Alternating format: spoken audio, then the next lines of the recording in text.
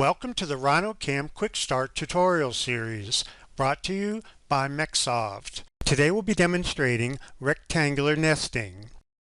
Before we begin, let's talk a bit about the RhinoCAM display. When you run RhinoCAM for the very first time, your screen may look like this.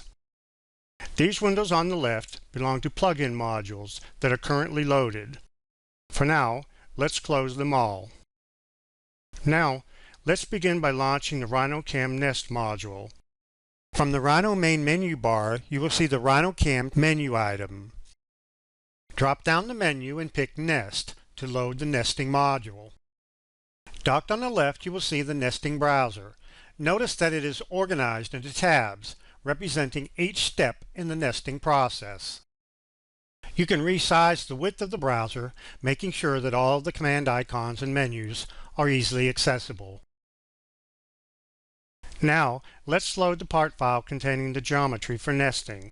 From the Rhino Standard toolbar, select the File Open folder icon. Locate the RhinoCAM Quick Start folder shown here. Then, select the RhinoCAM part file named Rectangular Nest Quick Start Tutorial, and then pick Open. The following basic steps are included in the nesting process. First, we load the RhinoCAM Nest module and define the nesting type to be performed. Then, we open the Rhino drawing where the stock material and production parts are staged. Then, we select the sheets to nest our parts in, and then select the parts to nest. We choose our desired nesting parameters. Then, we preview the nest, making any final adjustments. Finally, we commit the nest, creating the actual nested sheet geometry. Let's take a look at what we've done in Rhino to prepare for nesting. You can refer to this as the staging process. We have brought together and located on the screen the geometry that we want in the nesting process. As you can see, we have one or more shapes that represent the stock or the remnant material. We also have one or more shapes that represent the production parts that we want to nest within the stock material. Here are two tips to consider when staging your parts. First, when you stage your parts, stage them around the outside of the stock material, not within the stock material. The nesting software will place the parts in the stock for you. Secondly, do not place parts inside the cutouts of larger parts, as this may confuse the nesting software into thinking that it is a detail of the larger part. Keep all of your parts separated. Now, from the nesting browser, choose the Select Type of Nesting tab. In this guide, we will be demonstrating rectangular nesting, so we will select that option. You will notice a Help button located on each tab of the nesting browser. Selecting it will display documentation for each option on the active tab. From the Select Sheets tab, pick Select Curves. Now, we select the shapes that represent the stock material and then right-click or press Enter to end the selection. Notice that an entry is made into the table. A default name is generated as well as the count, and we'll get back to the grain direction in just a little bit. Let's change the count to 2. This means that there are 2 identical sheets used to nest the parts. You can select additional shapes for stock, but all of them must be rectangular. Next, we'll select our parts to be nested. Pick the Select Parts tab of the nesting browser, and then pick Select Curves. Then, we'll window select all of our part geometry and then right-click or press Enter to add each part to the parts list of the nesting browser. The nesting software determines the exterior and interior of each selected part. As we can see in the parts list, each exterior closed curve is defined as one part. Any interior closed curves are defined as holes within each part. If we select a part from the parts list, we see that it is highlighted in the graphics window.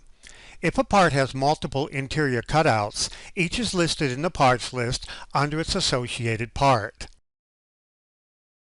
Now we'll select the count column from any part in the parts list and then type in 50 and press Enter. Since we want all parts to have the same count, we right-click on the count we just entered and select Make All the Same, and the counts for each part are updated.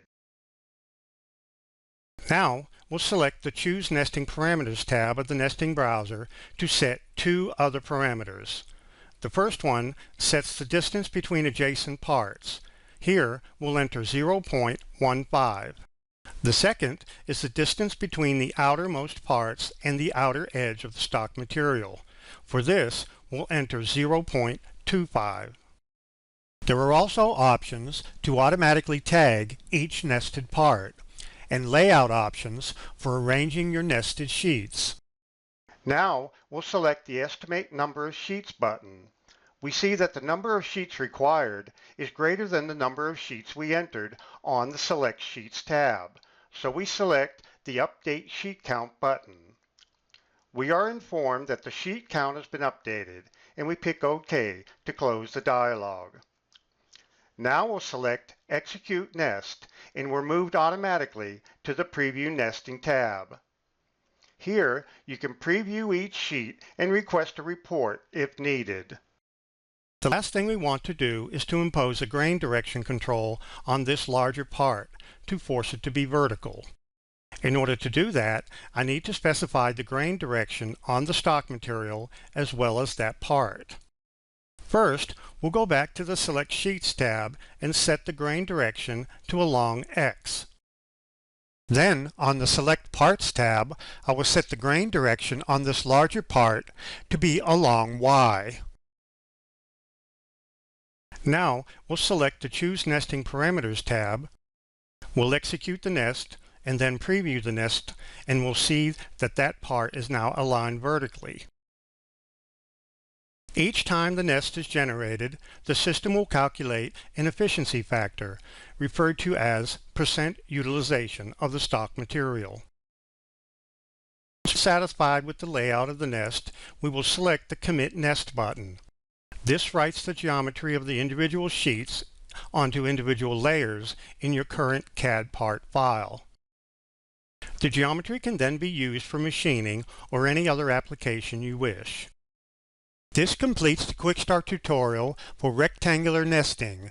For further assistance, you can visit the online help supplied with the program or visit www.mecsoft.com for additional tutorials. Thank you.